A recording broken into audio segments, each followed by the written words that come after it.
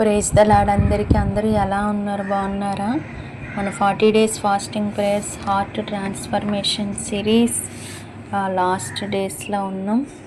ఈరోజు good Friday సందర్భంగా good Friday ఎందుకు జరుపుకుంటారు?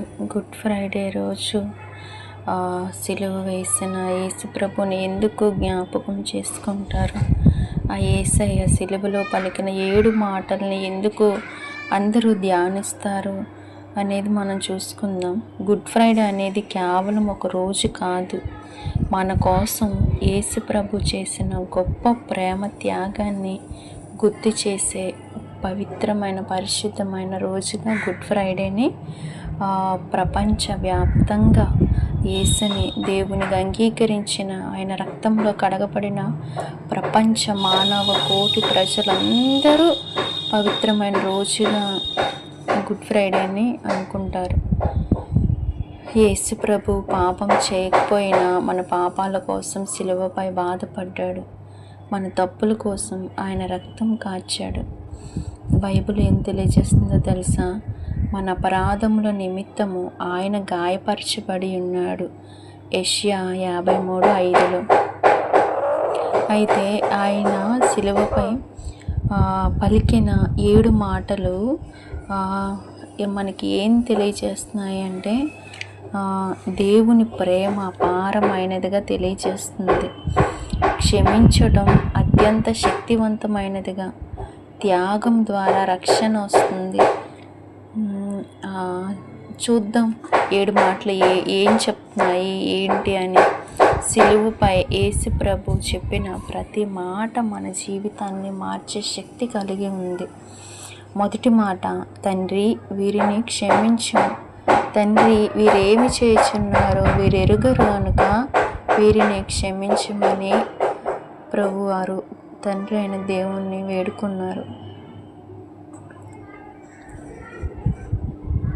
మనకు అపకారం చేసిన వారిని క్షమించమని ఈ మాట మనకి నేర్పిస్తుంది.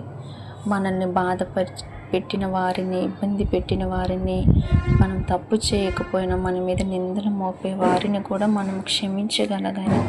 అదే సిలువలో యేసు ప్రభు మనకు చూపించారు. తర్వాత రెండవ మాట, నేడు నీవు నాతో పరదేశంలో ఉంటావు.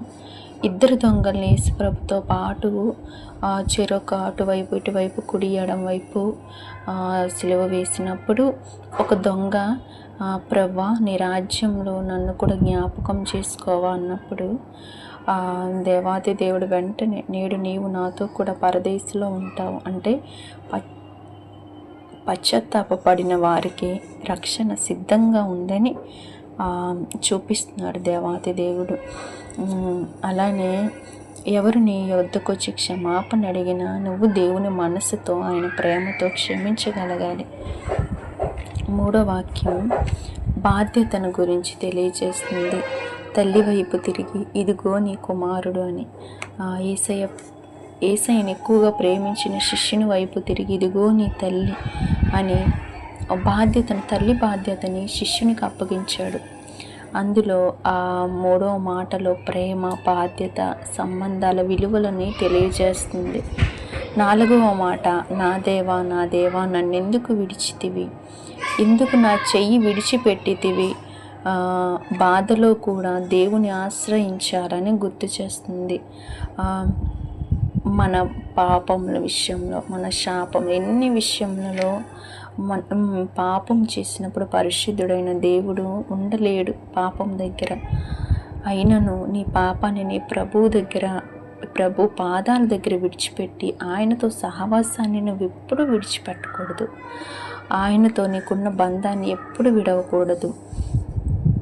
5వ మాట, నేను దప్పిగొనుచున్నాను. దేవాతి దేవుడు దేహం అంతా చుక్క రక్తపు బొట్టు కూడా మన కోసం ఆయన దేహంలో లేకుండా కార్చారు, మన దోషములు పాపముల కోసం. అయితే దప్పిగొంచున్నానన్న మాట అది కేవలం శరీర దాహం కోసం కానీ ఆత్మల కోసం దాహం. ఇప్పటికీ కూడా ఈ మాట యేసయ్యకి ఒక లోటుగానే ఉండిపోయింది.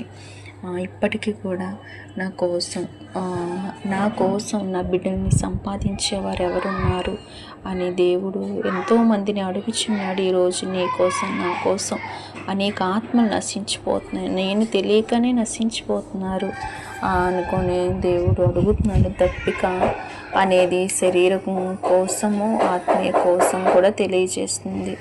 6 సమాప్తమైనది. ప్రభు ఈ భూమి మీదకి మానవ రూపిగా వచ్చి ప్రతీది సంపూర్ణం చేశారు. సమాప్తం. అన్నీ, ఏది కూడా చిన్నది కూడా ఆయన పెండింగ్ లిస్ట్లో పెట్టలే, అన్నీ కూడా సమాప్తం చేశాడు. మన రక్షణ కోసం ఆయన కార్యం పూర్తయిందని ఇది తెలియజేస్తుంది. 7 తండ్రి, నా ఆత్మను నీ చేతికి అప్పగించుకొనిచున్నాను అని దేవుడు 7వ మాట పలికారు. ఇప్పుడు కూడా మన ఆత్మని మన చేతుల్లో లేదు. దేవుడు పెట్టిన దీపం దేవుని యొద్దకే చేరాలని ఆత్మ. నువ్వు సొంత నిర్ణయాలు తీసుకొని అప్పులు పాలైపోయాను, ఆర్థిక విషయాల్లో కృంగిపోయాను, లేకుంటే అన్నిట్లో ఫెయిల్ అయిపోయాను, ఇలాంటి ఆలోచనలతో నువ్వు నీ ఆత్మని చంపుకుంటే, ఆత్మహత్య నువ్వు చేసుకున్నట్లయితే, అలాంటి ఆలోచన నువ్వు కలిగినట్లయితే మార్చుకో. ఈ మాట విన్న తర్వాత నీ ఆత్మ నీ దేవుని యొద్దకు చేరాలి అంటే, నీ దేవుడు నీకు ఎప్పుడు మరణాన్ని ఇస్తాడో అప్పుడే నీ ఆత్మ దేవుని దగ్గరికి వెళ్తుంది. కాబట్టి దయచేసి ఎవ్వరు తొందరపాటు నిర్ణయాల వల్ల ఎవ్వరు కూడా ఆత్మహత్య చేసుకోవాలని ఎవరు కూడా ఆ రీతిగా ఆలోచించకండి. పూర్తి విశ్వాసంతో దేవునికి మన జీవితాన్ని అప్పగించాలి అని నేర్పుతుంది ఆ మాట. ఈ 7 మాటలు మనకు చెప్తున్న సందేశం: క్షమించు, ప్రేమించు, విశ్వసించు, దేవునిపై ఆధారపడు. సిలువ మనకు బాధ కాదు, ప్రేమ, రక్షణ, నిత్య జీవానికి ద్వారం.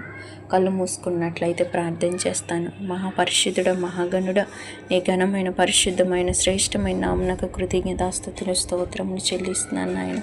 ఈ శుక్రవారం రోజున తండ్రి నిన్ను జ్ఞాపకం చేసుకున్న అవకాశం ఇచ్చినందుకు నీకు కృతజ్ఞతాస్తుతులు, స్తోత్రంలో ప్రభు. నిజమే, సిలువలో నువ్వు పలికిన 7 మాటలు మా జీవితాన్ని ఎంతగానో ప్రభు ఇస్తే అన్నిటినీ నేర్పించుటకు నీ ప్రేమను ప్రభు, నీ క్షమాగుణాన్ని, నీ త్యాగాన్ని ప్రభు మాకు నేర్పిస్తున్నాయి. ఆ రీతిగా మేము కూడా నడిచి నీ మార్గంలో నడిచి ప్రభా తండ్రి, నీ జీవాన్ని పొందుకొని నీ సత్యాన్ని వెంబడించే గొప్ప కృప మాకు దయచేయండి ప్రభా.